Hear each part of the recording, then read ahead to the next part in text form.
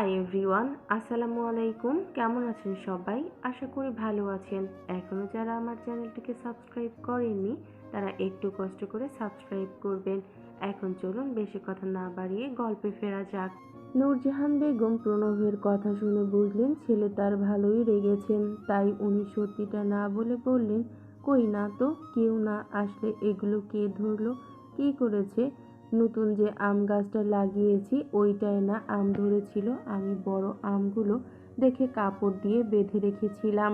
বাঁধা আমগুলোর একটাও নেই। সকালে ফুলগুলো দেখে গেলাম, এখন এসে দেখি অর্ধেক ফুল গায়েব। কি বলিস? বাহিরের কাউকে তো ঢুকতে দেখলাম না।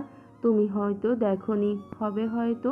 আচ্ছা তুমি ঘরে যাও, আমি আসছি। ঠিক আছে। নূরজাহান বেগম চলে গেলেন। প্রণব কাজ শেষ করে ঘরে গেল। ততক্ষণে মাগরিবের আজান দিয়েছে। দোলন বাড়ি গিয়ে দেখলো ওর বড় বোন রানী এসেছে ছেলেকে নিয়ে। রানীর হাজবেন্ড মারুফের নিজের দোকান আছে ফার্নিচারের, উনি রানীকে দিয়ে দোকানে চলে গেছেন। দোলন ঘরে গিয়ে পোশাক পাল্টে মায়ের রুমে গেল। ওখানে তাজরিন বেগম আর রানীর কথা বলছিল। রানীর ছেলে আজমাইন নিচে ফ্লোরে বসে খেলছিল। দোলনকে দেখে ও গিয়ে দোলনের পা জড়িয়ে ধরলো, কোলে উঠে দোলনকে ছাড়িয়ে বলল, এই ডিব্বা আমার পা ছাড়। আজমাইন মুখটা কাদো কাদো করে ওর মায়ের দিকে তাকিয়ে বলল, আম্মা, তালা আমালে দিব্যা বলেছে।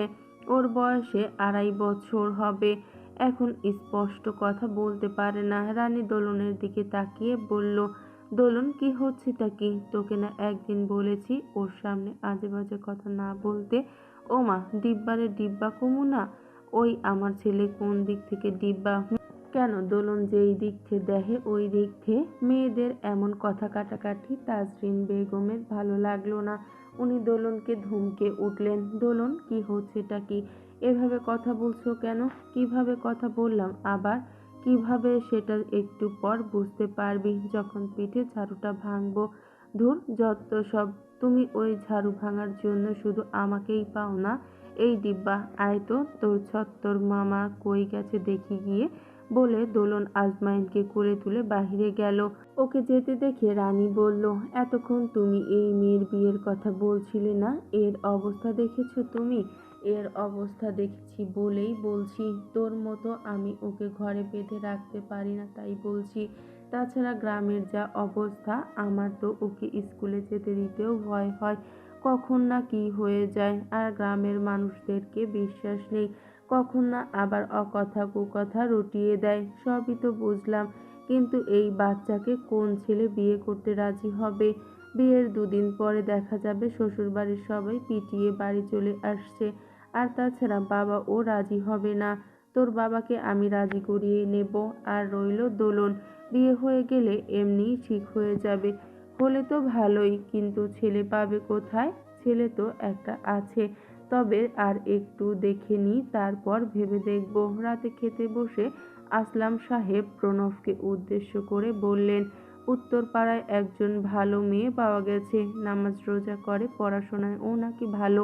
আমি আর তোমার মা চাচ্ছি কাল গিয়ে একবার দেখে আসতে। তোমার কি মতামত? আমি বোধহয় কিছুটা সময় চেয়েছিলাম। সময় তো অনেক পেয়েছো, বিয়ে কি আমরা মরলে তবে করবে? এসব আবার কোন ধরনের কথাবার্তা? আগে বলো তুমি যাচ্ছ কি না? ঠিক যখন করেই ফেলেছো তখন তো যেতেই হবে। যেতেই হবে বললে তো আর হচ্ছে না, কেননা জোর করে তো আর বিয়ে শাদী হয় না। আচ্ছা ঠিক আছে, আমি নিজ ইচ্ছায় যাচ্ছি। এবার হয়েছে। মেয়ে দেখতে যাবে, তাই প্রণব আরুষ দুইজনই স্কুল থেকে ছুটি নিয়েছে। ওরা সবাই গেল মেয়ে দেখতে। সব কিছু ঠিকঠাক থাকায় আসলাম সাহেব বললেন, বাড়ি গিয়ে মতামত জানাবেন। তবে বাড়ি এসে প্রণবকে জিজ্ঞেস করলে ও বলল, মেয়ে সুন্দর হলেও মেয়ের কথাবার্তা ওর পছন্দ হয়নি। মেয়ে নাকি ওর কাছ থেকে যেচে এসে ওর নাম্বার চেয়েছে। এটা যে একটা অছিলা সেটা আসলাম সাহেব ভালোই বুঝলেন। উনি মেয়ের বাড়ির লোককে মানা করে দিলেন। উনি কিছুটা সন্দেহ নিয়ে প্রণবকে জিজ্ঞেস করলেন, তোমার যদি কাউকে পছন্দ থাকে তবে বলতে পারো, আমরা ভেবে দেখব। তবে ওনাকে সম্পূর্ণ ভুল প্রমাণ করে প্রণব বলল, আমার কোনো নিজস্ব পছন্দ নেই, তবে বিয়ে করতে হলে অবশ্যই ভালো মেয়ে লাগবে। মেয়ে যেন বেশি চালাক না হয়। ঠিক আছে তাহলে। রাতে সবার খাওয়া দাওয়া শেষ হলে সবাই যার যার ঘরে চলে যায়। তাজরিন বেগম সবকিছু গুছিয়ে রুমে গেলেন। আফতাব সাহেব বিছানায় বসে দোকানের হিসাব নিকাশ মেলানোর চেষ্টায়। তাজরিন বেগম পাশে গিয়ে বসলেন, তবে স্বামীর কাছে কি করে কথাটা বলবেন বুঝতে পারছেন না। কেননা আফতাব সাহেবের মতো মানুষ এত কম বয়সে মেয়ের বিয়ে দিতে কখনো রাজি হবে না। এমন করে অনেকটা সময় কেটে গেল। তাজরিন বেগম বলবেন বলবেন করেও বলতে পারছিলেন না। স্ত্রীকে আমতা আমতা করতে দেখে আফতাব সাহেব আর চোখে তাকিয়ে বললেন, কিছু বলবে তাজ? না মানে একটা কথা বলতাম আর কি। তো বলো, কি এমন কথা বলতে এত ভাবতে হচ্ছে? আসলে আপনি তো গ্রামের অবস্থা দেখতেই পাচ্ছেন, দিনের বেলায় চলাচল করতেও এখন ভয় করে। তা ঠিক আছে, গ্রামের অবস্থায় ইদানিং অনেক অবনতি ঘটেছে, কিন্তু তুমি হঠাৎ এ কথা বলছো যে ভয় হয়, তাই বলছি। তুমি তো আর বাড়ি থেকে বের হও না, তাহলে আমি না হয় বেরোই না, কিন্তু আপনার যে বিয়ে ছাড়া ঘরে একটা মেয়ে আছে সে খেয়াল আছে আপনার? সে চিন্তা তো মাথায় সারাক্ষণই থাকে। আমাদের পাশের বাড়ির ওই যে নুরুল ভাই আছে না, কি হয়েছে? ওনার মেয়েকে যে কদিন আগে বিয়ে দিলেন। হ্যাঁ, মেয়েটার বয়স খুব কম ছিল। কম তো কি হয়েছে, এই বয়সে কত মেয়েরই বিয়ে হয়। রানী যখন আমার পেটে তখন তো আমার বয়স কত ছিল বলুন? আগের দিন আর এখন কিছু হলেও পাল্টেছে। এখন 18 বছরের নিচে মেয়েদের বিয়ে দিলে বাল্যবিবাহ হিসাবে গণ্য করা হয়, যা আইনত অপরাধ। ওসব মানে কে? ওই তো বিয়ে হচ্ছে। কাজ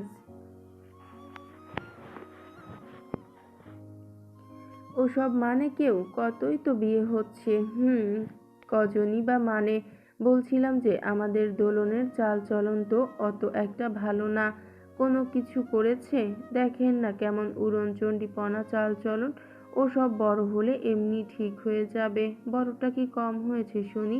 ও মেয়েকে আমি আর শুধরাতে পারবো না। তোমাকে আর শুধরাতে হবে না, ওসব নিজে থেকেই ঠিক হয়ে যাবে।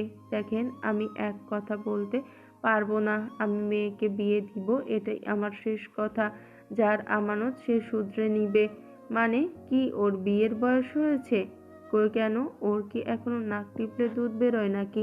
দেখো তাজ, আজে বাজে কথা না বলে ঘুমোতে যাও। দেখেন, আমি যা বলছি ওইটাই শেষ কথা। আমি ওর বিয়ে দিব মানে দিবই। জেদ যে করছো তুমি, ওর জন্য ছেলে পাবে কোথায়? ছেলে আমার জোগাড় হয়ে গেছে। কোথায় পেলে শুনি? আমাদের নিয়াজ আছে না, ছেলেটা বেশ ভদ্র মার্জিত, তাছাড়া দিনদার। ও দোলনের জন্য ভালো হবে না বলো? নিয়াজ তোমার বোনের ছেলে হয় তাজ, তাছাড়া ওরা ভাই বোন, তাতে কি? আপন তো আর না, তুমি বললেই কি হবে নাকি? নিয়াজের ও তো বিয়েতে মত থাকতে হবে। নিয়াজ তো এক পায়ে রাজি বিয়েতে। মানে কি বলতে চাইছো তুমি? আবার 4-5 দিন আগে আমায় ফোন করেছিল, তখন কথায় কথায় বলল যে নিয়াজের জন্য মেয়ে দেখছে। পরে বলল নিয়াজ নাকি দোলনের কথা বলেছে, দোলনকে ওর পছন্দ। এখন যদি আমরা রাজি থাকি তবে পাকা কথা বলতে একদিন বাড়িতে আসবে। দেখো তাজ, তোমার কথাটা যে একেবারে ফেলে দেওয়ার মতো তেমনটা বলছি না, তবে তোমার মনে হচ্ছে না যে একটু তাড়াহুড়ো হয়ে যাচ্ছে? আর তো কিছুদিন অপেক্ষা করা যেত, অন্তত পক্ষে মাধ্যমিক পরীক্ষাটা দিক। আপনি বুঝতে পারছেন না কেন? এক সেকেন্ডেরও বিশ্বাস নেই। চারপাশে যা কিছু ঘটছে। দুদিন আগেই না পাশের গ্রামের একটা মেয়েকে পাওয়া যাচ্ছিল না, পরে দেখেননি কি অবস্থায় পেয়েছে মেয়েটাকে? ওই জানোয়ারগুলো মেয়েটাকে কেমন ছিঁড়ে খেয়েছে। আপনি ভাবতে পারছেন আজ ওই মেয়েটার, কাল অন্য কারো মেয়ে, তারপর আমার মেয়ের সঙ্গে এমনটা ঘটবে না তার নিশ্চয়তা কি? তাই বলে এই বয়সে বিয়ে? ওর যে অনেক ছোট ছোট মেয়েদের বিয়ে হচ্ছে। তাছাড়া কম বয়সে ছেলে মেয়েদের বিয়ে দেওয়াই উত্তম, তাহলে তারা হারামের দিকে কম এগোয়। ঠিক আছে দেখো, তবে নিয়াজকে যতদূর চিনি ও ভালো ছেলে, বাকিটা আল্লাহ পাক জানে। তাহলে আপাকে বলি যে আপনি রাজি। আগে বাড়িতে আসতে বলো, কথাবার্তা বলি, পরে বাকি সব। আচ্ছা, তবে তাই। আফতাব সাহেব খাতা কলম গুছিয়ে রাখতে রাখতে স্ত্রীর মুখপানে চাইলেন। বুঝলেন তাজরিন বেগম দোলনের ব্যাপারটায় খুবই চিন্তিত ছিলেন। আফতাব সাহেব রাজি হতেন না যদি না গ্রামের অবস্থা এরকম হতো। দোলনদের গ্রামের নাম ফুলকুড়ি। তামুলপুর জেলার খুবই ছোট্ট একটা গ্রাম ফুলকড়ি গ্রাম আধুনিকতার দিক দিয়ে সময়ের সাথে তাল মেলাতে পারলেও এই গ্রামের মানুষদের চিন্তাধারা সেই ৮০-৯০ দশকেই আটকে রয়েছে। গ্রামের মানুষজন এখনও ভূতে বিশ্বাসী। যারা মেয়েদের বেশি পড়াশোনা করাটাকে কটু চোখে দেখে, তাদের ধারণা মেয়েরা বেশি পড়ালেখা করা মানেই সেই মেয়ে বেয়াদব কিংবা স্বামীর ওপরে কথা বলতে চায়। তাই মেয়েদের খুব কম বয়সেই বিয়ে দেওয়া হয়। তবে কিছু পরিবার রয়েছে যারা অন্যের কথাকে গুরুত্ব না দিয়ে নিজের সিদ্ধান্তকে গুরুত্ব দেয়। আবার এমনও আছে যারা মেয়েদের ভরণ পোষণের দায়িত্ব নিতে না পেরে মেয়ের বিয়ে খুব কম বয়সেই দিয়ে দেয়। অধিকাংশ পিতামাতারাই কন্যা সন্তানকে সঠিক পাত্রস্থ করতে পারবে কিনা তা নিয়ে দ্বিধাগ্রস্ত থাকেন। তবে আফতাব সাহেবের পিতা হাকিম হাওলাদার কিছুটা পড়ালেখা করায় তিনি তার ছেলে মেয়ে সকলকেই পড়ালেখা করিয়েছেন। তাই বলা যায় দোলনের পরিবার গ্রামীণ সকল কুপ্রথা থেকে কিছুটা দূরে। তাছাড়া দোলনের দুই চাচা শহরে থাকায় তারা এইসব কুসংস্কারে বিশ্বাসী নয়। সে অনুযায়ী আফতাব সাহেব এসব বিশ্বাস না করলেও কিছুটা হলেও সমাজে দুর্নামের ভয় রয়েছে। আজকে শুক্রবার, তাজরিন বেগমের বোন আসবেন, তাই সকাল সকাল রান্নার তোড়জোড় চলছে বাড়িতে। তাজরিন বেগমের বোন এলে আজ যেহেতু দোলনের বিয়ের ব্যাপারে আলোচনা হবে, তাই আফতাব সাহেবের মনে হলো যে একজন বুঝদার লোক থাকা প্রয়োজন, কেননা বিষয়টা ওনার মেয়ের সারা জীবনের ব্যাপার। আফতাব সাহেব সর্বদাই কোনো গুরুত্বপূর্ণ সিদ্ধান্ত নেওয়ার আগে ভেবেচিন্তে কাজ করেন। আর আসলাম সাহেবের সাথে কিছুটা ঘনিষ্ঠ সম্পর্ক হয় এসব ব্যাপারে আগে থেকে তার আলোচনা করেন। আজও সেই উদ্দেশ্যে সকাল সকাল আফতাব সাহেব তালুকদার বাড়িতে এসেছেন। আসলাম সাহেব অবসরপ্রাপ্ত ব্যক্তি, দিনের অধিকাংশ সময় বাড়িতেই বসে কাটান। আজ বাড়িতেই আছেন। শুক্রবার হওয়ায় আরুষ প্রণব দুজনেই বাড়িতে। নূরজাহান বেগম সকলের খাবার বানাচ্ছিলেন। আফতাব সাহেবকে দেখে মাথায় কাপড় দিয়ে ঘরে গেলেন। আসলাম সাহেব খবরের কাগজ পড়ছিলেন। ওনাকে বললেন, শুনছেন দোলনের বাবা আলতাফ সাহেব এসেছেন, আপনি একটু বাইরে গিয়ে দেখেন। হ্যাঁ, আলতাফ কাল রাতে বলেছিল ও আসবে, কি যেন দরকার বলল। তুমি তোমার কাজে যাও, আমি দেখছি। ঠিক আছে, কিন্তু নাস্তা করে যেতে বলিয়েন। নূরজাহান বেগম যেতেই আফতাব সাহেব ডাকলেন, মাস্টার মশাই বাড়ি আছেন? আসলাম তালুকদার ঘর থেকে বেরিয়ে এলেন। ওনাকে দেখে আফতাব সাহেব সালাম দিলেন। আসসালামু আলাইকুম, মাস্টার মশাই ভালো আছেন?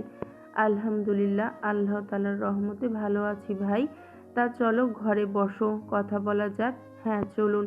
আসলাম সাহেব আলতাফ সাহেবকে নিয়ে বসার ঘরে বসলেন।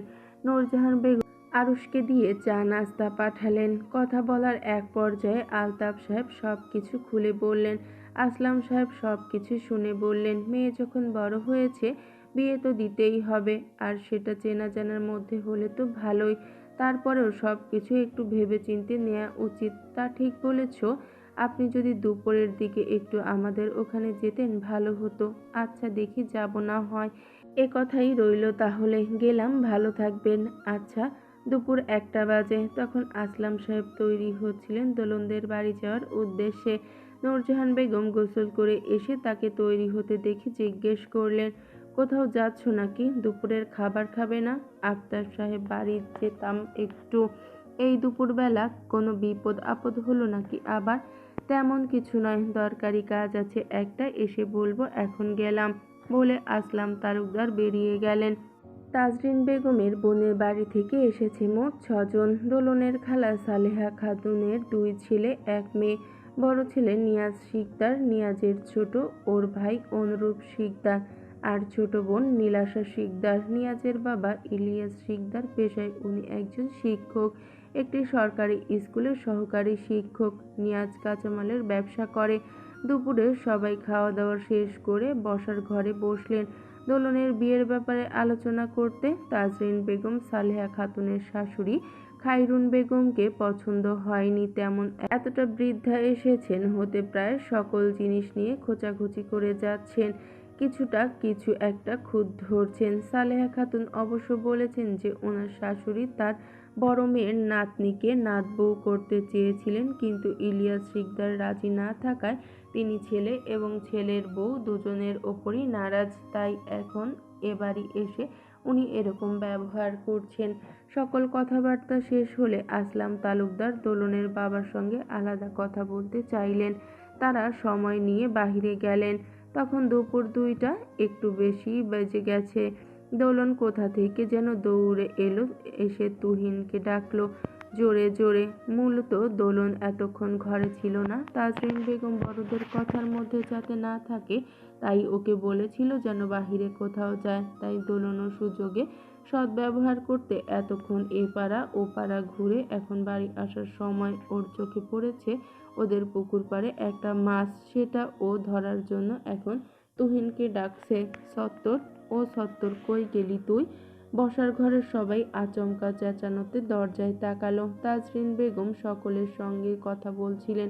মেয়ের কাণ্ডে কিছুটা লজ্জা পেলেন। উনি উঠে দোলনের কাছে গিয়ে বললেন, তোর সমস্যা কি দোলন? এভাবে ভর দুপুরে চেঁচাচ্ছিস কেন? বাড়িতে মানুষ দেখতে পাচ্ছিস না? যাহ বাব্বা, চেঁচালাম কই? আমি তো তুহিনরে ডাকলাম। তুহিনকে দিয়ে তোমার কি কাজ? পরে বলবো, আগে বলো ও কই? ও ঘরে আছে, চুপচাপ যাবে আর কোনো শব্দ করবে না। তাজরিন বেগম দোলনকে শাসিয়ে নিজের জায়গায় গিয়ে বসতেই সালেহা খাতুন বললেন, যখনই আসি দেখি তুই মেয়েটাকে ধমকে কিছু রাখিস না।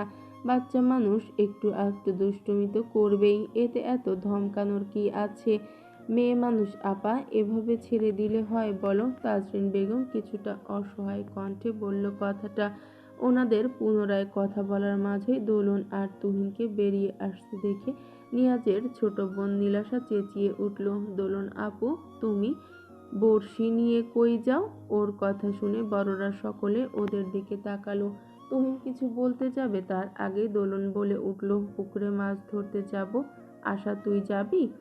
যাবো যাবো, কি মজা, বলে নীলাশা ওর হাতের আপেলের টুকরোটা নিয়ে দৌড়ালো। ওরা তিনজন বেরিয়ে গেলে নিয়াজের দাদি কিছুটা মুখ বাঁকিয়ে বলে ফেললেন, কি ঢিঙ্গি মেয়ে, ওই মাইয়ারে নাকি পাত্রপক্ষ দেখতে আইছে। কোন লোকে কইব?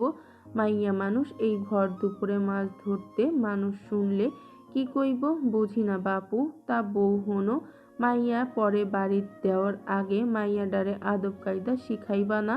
নিয়াজ, তোরে আমি কইছিলাম আমাগো আরাফার চাইতে ভালো মাইয়া তুই আর একটাও পাবি না। তুই তো শুনলি না আমার কথাটা। এখন ভালো সময় আছে, চল বাড়ির জায়গা। দাদির কথায় নিয়াজ মাথাটা নিচু করে রাখলো, তবে কিছু বলল না। ছেলেকে চুপ থাকতে দেখে সালেহা বেগম বললেন, আম্মা, এসব কি কথা বলছেন আপনি? দোলন ছোট মানুষ, দুদিন পর এমনি সব কিছু শিখে যাবে। হ, কত শিখবো ভালা কইরেই জানা আছে। তুমি তো আমার নাতির মাথাটা খাইছো। ইলিয়াস সাহেব বারান্দায় ফোনে কথা বলছিলেন। ফোন রেখে রুমে এসে মায়ের কথা শুনে বললেন, মা, আপনি এগুলো কি বলছেন? তাছাড়া দোলন দুদিন পর আমার পুত্রবধূ হবে। ও এসব কথা শুনলে কষ্ট পাবে, তাই অযথা কথা বাড়াবেন না। দোলন, তুহিন দুজনেই পুকুর ঘাটে বসে বসে মাছ ধরার প্রস্তুতি নিচ্ছে। তুহিন বড়শিতে মাছে খাবার দিয়ে দোলনকে বলল, মেজপু, জানিস নিয়াজ ভাইয়ারা আজ কেন আসছে? কেন আবার বেড়াইতে? তোরে কে বলছে বেড়াইতে আসছে? মাই তো কইল। তাইলে তুমি তো কিছুই জানো না। কেন, কি জানবো? দোলন চোখগুলো ছোট ছোট করে জানতে চাইল। আমি শুনেছি নিয়াজ ভাইয়ের সঙ্গে তোর বিয়ের কথা বলতে আসছে সবাই। কি? কথাটা শুনে দোলন কিছুক্ষণ চুপ থেকে বলল, আচ্ছা তুহিন, তোরে কি আব্বু কইছে এইডা? না, তবে ঘরে এইগুলা নিয়ে কথা বলতেছে সবাই। ওদের কথার মাঝে পেছন থেকে কেউ বলে উঠল, কি নিয়ে কথা বলতেছিস তোরা? সবাই কি বলে? তুহিন পেছন ফিরে বলল, আরে নিয়াজ ভাই, আসো আমাদের সাথে মাছ ধরবা। নিয়াজ তুহিনের পাশে সিঁড়িতে বসে বলল, তোরা কিসের কথা বলছিলি? তোমার আর মেজপুর বিয়ের কথা। মেজপু তো কিছুই জানে না এখনো। দোলন তুহিনের সামনে গিয়ে মাজায় হাত দিয়ে দাঁড়িয়ে বলল, এই সত্তর, চুপ থাক তুই। নিয়াজ ভাই, ও যে বলছে এইটা কি সত্যি? কেন, সত্যি হলে কি তুই রাজি হবি না? দোলন কিছুক্ষণ চুপ থেকে বলল, রাজি হইতে পারি যদি আমার মনের ইচ্ছাগুলো পূরণ করো তাহলে। তোর আবার মনের ইচ্ছে কি শুনবা? বলি, হ্যাঁ শুনি দেখি, বলতে থাক। শোনো, বলে দোলা দু হাত ধরে গুনতে গুনতে বলা শুরু করলো, আমার বিয়ে হয়ে গেলে আমি আর জীবনেও পড়ালেখা করবো না। আমি বাড়ির কোনো কাজ করবো না। একদম রানীর মতো থাকমু। আমার জামাই আমার সব কাজ কইরা দিব। খাওয়ায় দেয়া হইতে আমার জামা কাপড় ধোয়া পর্যন্ত সব কাজ আমার জামাই করব। আমার শ্বশুর বাড়ির সব থেকে সুন্দর রুমে আমি থাকমু। আর যেন কিছু ইচ্ছা ভুলে গেছি, এইগুলো পরে বলমু। তোর এত চাওয়া? ছি নিয়াজ ভাই, বিয়ে করলে বউয়ের জন্য এইটুকু করতে পারবা না? তুহিন নিয়াজকে উদ্দেশ্য করে বলল। নিয়াজ ভাই, তুমি এই ডাইনিরে চিনো না। ওরে বিয়ে করলে তোমার জীবন তেজপাতা বানায় ফেলবো। ছত্তর দাঁড়া তুই, বলে দোলন তুহিনের পেছনে ধাওয়া করলে তুহিন দৌড়ে পালালো। দোলন আবার ফেরত এসে বলল, নিয়াজ ভাই, তোমার সাথে বিয়ে হলে কিন্তু তোমাদের বাড়িতে আমার যে সতীন আছে না, তার রুমটা আমি দখল করব। মানে মনে থাকে যেন। ওই রুমে ঘুমানোর স্বাদ আমার বহুকালের। বলে ও আবার দৌড়লো তুহিনকে ধরার জন্য। ওর কথা শুনে নিয়াজ নিঃশব্দে মুচকি হাসল। নীলাশা এতক্ষণ নীরব দর্শক হয়ে সবকিছু শুনছিল। নিয়াজ ওকে কোলে নিয়ে বাড়িতে গেল। আসলাম তালুকদার আর আফতাব তালুকদার আলোচনা শেষ হলে আসলাম তালুকদার বললেন, আরো দুদিন সময় নিতে। কেননা ঘরে ঢোকার সময় উনি নিয়াজের দাদির কথা শুনেছেন। ওনার মতে কোনো কাজ গুরুজনদের অসন্তুষ্টি থাকলে সেই কাজটা ভেবেচিন্তে করাই উত্তম। তাই আফতাব সাহেবও বলেছেন দুদিন পর ওনাদের সিদ্ধান্ত জানাবেন। তাই নিয়াজরাও আর অপেক্ষা করেনি, ওরা বাড়ি চলে গিয়েছে। রাত হলেও চারিদিকে জ্যোৎস্নার আলো ছড়িয়ে আছে। মৃদু ঠান্ডা বাতাস বইছে চারিপাশে। কোথাও কোনো গাছের মগডালে বসে আছে প্যাঁচা ডাকছে, নয়তো বা কোনো ফল গাছে বাদুড় ডানা ঝাপটানোর শব্দ ভেসে আসছে। ঝিঁঝি পোকার ডাক শোনা যাচ্ছে। ইট বালুর তৈরি দালান কোঠার শহর এইরূপ খুব কমই দেখা যায় বলা চলে। তবে গ্রামে এই পরিবেশ প্রতিটা ক্ষণই সুন্দর ও প্রাণখোলা বাতাসে গন্ধ নেওয়া যায়। ঠিক এমন সময় এমন একটা পরিবেশে মন প্রাণ খুলে নিঃশ্বাস নেওয়া যায়। দোলন আর তুহিন বাড়ির পেছনের বাগানে বাঁশ দিয়ে তৈরি মাচায় বসে গল্প করছে। সারাদিন এরা দুজনই যাই করুক, সন্ধে হলে যখন ওরা প্রায়ই এখানে বসে, তখন ওদের মধ্যে সেই সাপে নেউলের ভাবটা কোথায় যেন হারিয়ে যায়। এই যেমন এখন তুহিন দোলনের কোলে শুয়ে আছে আর দোলন ওর মাথায় হাত বুলিয়ে দিচ্ছে। নানান কথার মাঝে তুহিন বলল, মেজপু, নিয়াজ ভাইয়াকে তুই বিয়ে করবি? কেন বলতো? কেন আবার? এই যে সবাই কথা বলল তোর আর নিয়াজ ভাইয়ের বিয়ে, আব্বু ও তো সময় চাইলো তাই। তুই কিভাবে জানিস আব্বু সময় চাইছে? তখন যে ঘরে এলাম। ও করলে করব, তাতে আবার কি? বিয়ে হলে তো ওরা তোকে নিয়াজ ভাইদের বাড়ি নিয়ে চলে যাবে আপু। বারে আর যায়নি নাকি? দুদিন থেকে চলে আসবো। দুদিন? তাহলে যে বড় আপু আসে না? বড় আপু আসতে চায় না মনে হয়। বিয়ে হলেই তো শ্বশুর বাড়িতে থাকতে হয়, তাহলে তো তোকেও থাকতে হবে। থাকলাম, যেখানে পড়াশোনা নাই সেখানেই দোলন, আর যেখানে পড়াশোনা সেখানে দোলন নাই। সকাল সকাল ঘুম থেকে উঠে স্ত্রীর প্যান প্যান শুনতে হচ্ছে আসলাম সাহেবকে। সকাল 9টার উপরে বেজে গিয়েছে, অথচ এখনো এক কাপ চা অবধি পাননি আজ। এজন্যই লোকে বলে বউকে রাগিও না, এতে ঘরের খাবার জুটবে না। আসলাম তালুকদার বসার ঘরের সোফায় বসে খবরের কাগজ পড়ছিলেন। নূরজাহান বেগম রুটি এনে ওনার সামনে টি টেবিলে রাখলেন কিছুটা শব্দ করেই। ঘরের আবহাওয়া বেশ গরম দেখে আসলাম তালুকদার বললেন, বলছিলাম যে আমি না হয় একবার বলে দেখব। নূরজাহান বেগম নিশ্চুপ। আসলাম তালুকদার কোনো সাড়া শব্দ না পেয়ে একটু কেশে বললেন, বললাম তো বলে দেখব। এখন তারা যদি তাদের মেয়ে আমাদের না দেয়, এতে করে আমার তো আর কিছু করার নেই না। আপনার আর কিছু বলা লাগবে না। আমার ছেলের ব্যাপারে আমি বুঝে নিব। এখন আবার রাগ করছো কি নিয়ে? বললাম তো আমি প্রস্তাব দিব। আপনি কথাটা আমাকে কাল বললেন না কেন? আপনি জানেন আমি সেই ছোট থেকে মেয়েটাকে আমার ছেলের বউ বানাবো বলে ভেবে রেখেছি। কিন্তু এখানে আয়ুষ হলেও একটা কথা ছিল। প্রণব কিভাবে? ওরা যদি না দেয়, আপনি আগে বলুন, তারপর দেখা যাবে। তাহলে আলতাফকে বলি বাড়ি আসতে, কি বলো? নাকি আমি যাব? আপনার কি বুদ্ধি শুধু লোপ পেয়েছে নাকি? আপনি ওনাকে ডেকে এনে মেয়ের বিয়ের প্রস্তাব দিবেন? আচ্ছা আচ্ছা, তাহলে বরং আমিই যাব। আফতাব সাহেব তো এখন দোকানে থাকবে, আমি বরং সন্ধ্যায় যাব। সে না হয় যাবেন, বলে নূরজাহান বেগম নিজের কাজে চলে গেলেন। তোমাদের মধ্যে বাড়ির কাজ করনি এমন কেউ আছো? থাকলে সোজা দরজার বাহিরে গিয়ে দাঁড়াও। কোনো প্রকার কথা ছাড়াই। আর যাদের আমি পরে দেখব যে বাড়ির কাজ না করে আনা সত্ত্বেও বসে আছো, তাদের কপালে দুঃখ আছে।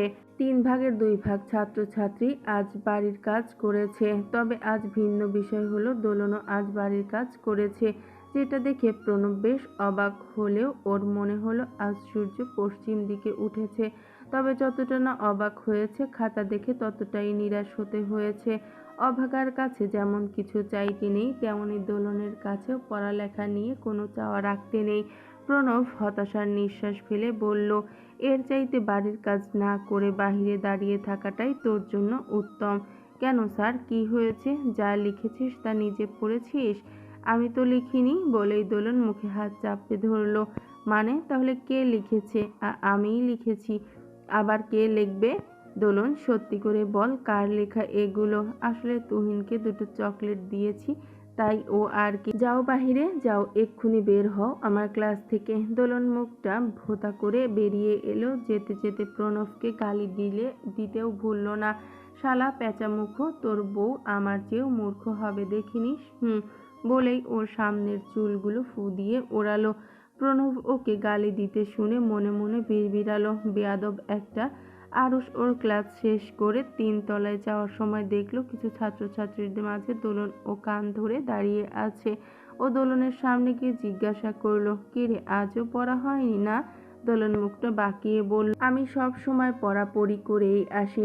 আপনার ভাই আমারে খালি খালি শাস্তি দেয় তাই? তা না হয় তো কি? দেখো আফতাব, ব্যাপারটা তো আমিও ভাবিনি, কিন্তু প্রণবের মা বলছে ওকে ছাড়া নাকি হবে না। সে নাকি অনেক আগে থেকে ভেবে রেখেছে। ও ভেবেছে আরুষের জন্য, কেননা আরুষ তো দোলনের সাথে বয়সের বেশি একটা তফাৎ নেই, তাই আর কি। এখন তোমরা এত তাড়াতাড়ি বিয়ের কথা ভাবলে সেটা ও বুঝতে পারেনি, তাই বলছে যে প্রণবের সাথে বিয়েটা দেওয়ার জন্য।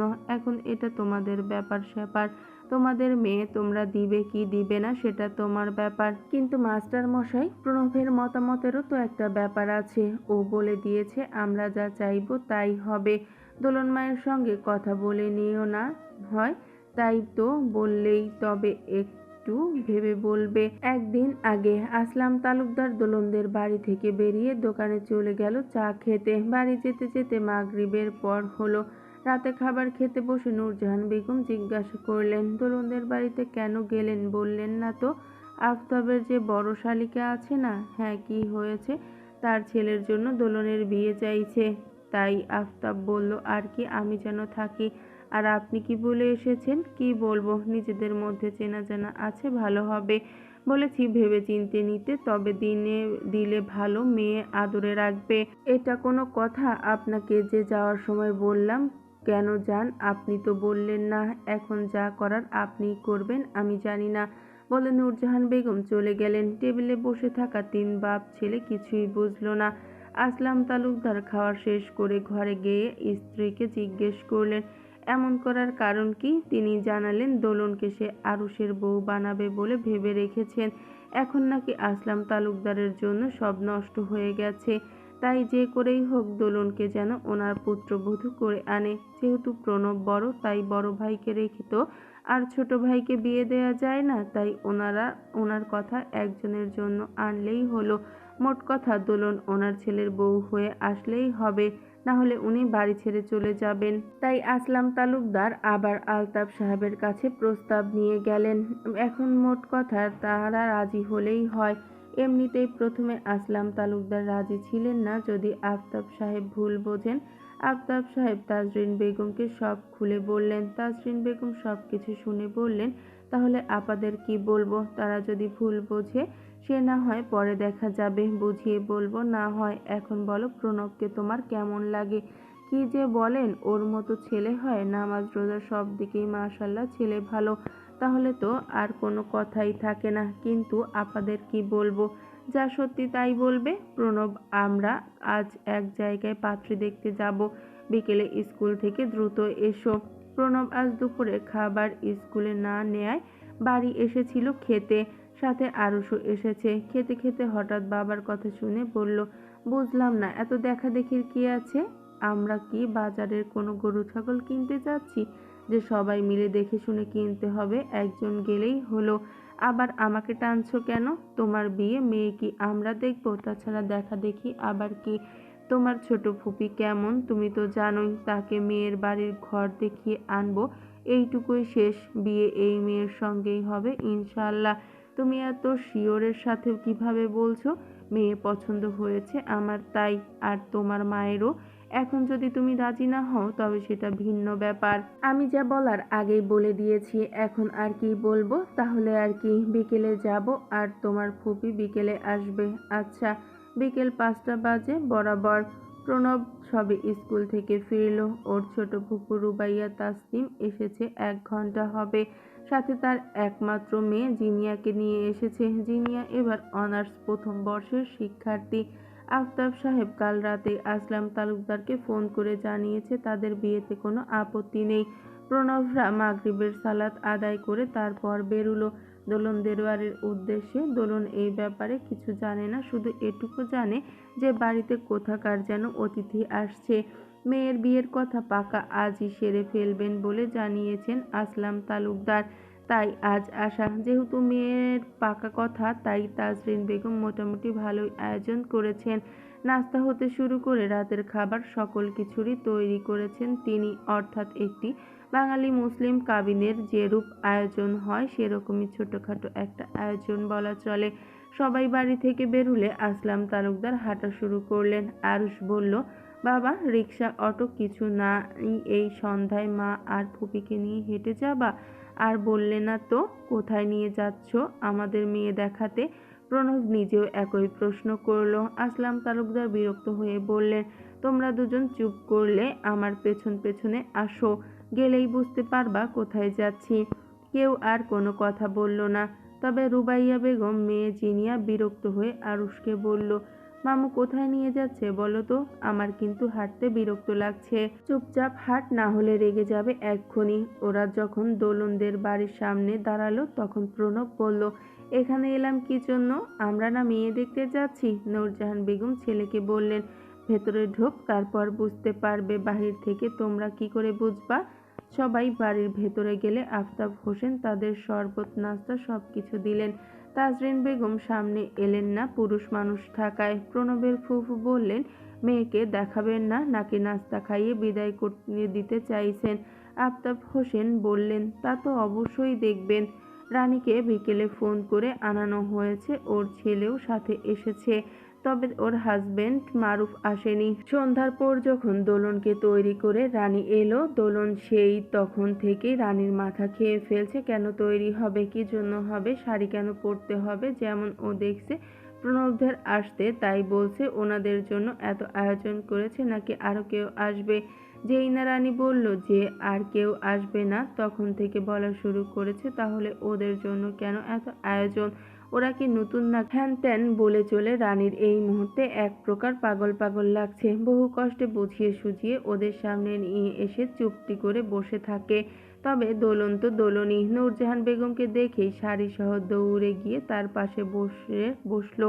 বসতেই বলতে লাগলো, কাকিমা তোমরা আসবে আমাকে বললে না তো? জানো আমি তোমাদের সেই কখন দেখেছি, ওই রানীপুটা এতক্ষণ আসতে দিচ্ছিল না। কেমন লাগে বলো তো? আস্তে আস্তে এই রানী, তুমি আমাদের দোলনকে আটকে রেখেছো কেন? কাজটা একদম ঠিক করনি। রানী হতাশার শ্বাস ছেড়ে বলল, হ্যাঁ, এখন সব দোষ আমার। প্রণবের ফুফু দোলন আর রানীকে দেখেছে সেই ছোটবেলায়। এতক্ষণ বোঝার চেষ্টা করছিলেন আসল পাত্রী কোনটি। উনি নূরজাহান বেগমকে জিজ্ঞেস করলেন, ভাবি মেয়ে কোনটা? নূরজাহান বেগম দোলনের গাল টেনে দিয়ে বললেন, এই যে এইটাই দোলন। কত মিষ্টি না, খুব লক্ষ্মী। কিন্তু ও বড় না, ও তো মেজো, ওর বড় হলো এই যে আমাদের রানী। বলে রানীকে ইশারায় দেখালেন। প্রণবের ফুপু আশ্চর্য হয়ে বললেন, কি বলো? মেয়ে তো ছোট। আমি ভেবেছি বড় মেয়ের কথা বলেছ। ছোট তো কি হয়েছে, সারা জীবন কি ছোটই থাকবে নাকি? মানে প্রণবের সাথে কিভাবে কি? এভাবেই হবে। এখন এসব বাদ দাও তো। রানী নূরজাহান বেগমকে জিজ্ঞেস করলো, কাকিমা আরুষরা না এলো, কোথায় গেল? জিনিয়া আর আরুষ মনে হয় বাহিরে তুহিনের সাথে। রানী তোমার ছেলেকে তো দেখলাম না, ও ঘুমিয়েছে। ও বাবা, তোমার কি মাথাটাটা গেছে? তুমি আদৌ বুঝতে পারছো তুমি কি বলছো? কেন, তোমার কি আমাকে অবুঝ বলে মনে হচ্ছে? কাজ তো করছো অবুঝের মতোই। দেখো প্রণব, আমি বহু কষ্টে আফতাবকে রাজি করিয়েছি। এখন এসব বলে লাভ নেই। তাছাড়া তুমি তো বললে তোমার ব্যক্তিগত কোনো পছন্দ নেই। তাহলে সমস্যা কোথায়? ওর সাথে আমার বয়সের তফাৎ দেখেছো? আচ্ছা, এটা না হয় বাদই দিলাম। আমি বলেছি যে পর্দা করে সুশীল নম্র ভদ্র মেয়ে দেখতে। আর তোমরা কেন, ওকে কি তোমার অভদ্র মনে হয়? আমি আর কিছু শুনতে চাইছি না। বাবা, বাবা কথা তো শুনবে। ছেলেকে কোনো কথা বলতে না দিয়ে আসলাম তালুকদার চলে গেলেন। মূলত প্রণবকে আলাদা করে সব কিছু খুলে বললেন বলে বাহিরে এসেছিলেন। সামনের শুক্রবার বিয়ের ডেট ফাইনাল করতে চাইছেন উনি, তাই প্রণবকে সব কিছু বললেন। সব শুনে এক প্রকার তবদা খেয়ে গেল। কিসের সাথে ওর বাবা কি মেলাতে চাচ্ছেন? বিয়ের সকল কাজ শেষ করে আসলাম তালুকদাররা বেরিয়ে গেলেন। দোলন বিয়ের কাহিনী শুনলো রাতে ঘুমোতে গিয়ে। কথায় কথায় রানী বলেছে। আর এটা শোনার সাথে সাথে খাট থেকে এক লাফে নেমে বলল, ও আল্লাহ, কি কয় এডি? এই তোমরা সবাই কি ওই প্যাঁচার লগে বিয়া দিয়া আমারে পেশি বানাইতে চাও? তাইলে ওইডা কোনো দিনও ওইব না। আমি জীবনেও ওই প্যাঁচারে বিয়া করবো না। রানী ওকে ধমকে উঠল। এই সার, চুপ করলি? আমার ছেলে উঠলে তোকে রুম থেকে বের করে দিব এক্ষুনি। চোরের মায়ের বড় গলা। আমার রুমেতে আমার এই বাইর কইরা দিব। শখ কত এডির? দেখবি, দেখ তুই দেইখানে আব্বুরে ডাকমু। এই একদম ভয় দেখাবা না। তুমি সব সময় কিছু হইলে আব্বুরে ডাকো কেন? নিজের মুরদ নাই? আব্বু বলে রানী চেঁচিয়ে উঠল। বাবাকে ডাকতে দেখে দোলন এক লাফে বিছানায় উঠে ঘুমের ভান করে পড়ে রইল। এক সময় এভাবেই ঘুমিয়ে পড়ল।